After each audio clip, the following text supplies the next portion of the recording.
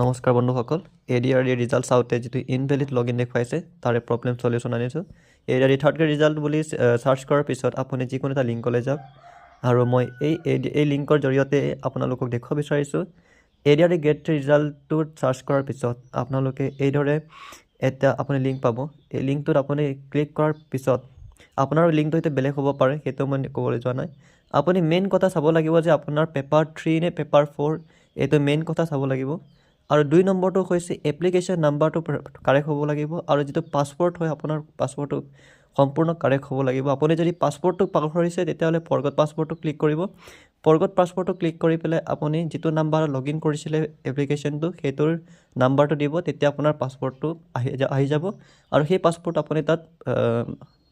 apply কৰিব তেতিয়া আপোনাৰ যেটো ৰিজাল্ট হয় আহি যাব আৰু ইনভেলিড শো নকৰে মেইন কথা দুটা হল আপোনাৰ পাছপোৰ্টটো ভালকে চাব আৰু আপুনি পেপাৰ 3 নে পেপাৰ 4 দিছে হেতু মেইন কথা চাব আৰু সেই দুটা ভাল হলে আপোনাৰ প্ৰব্লেম সলভ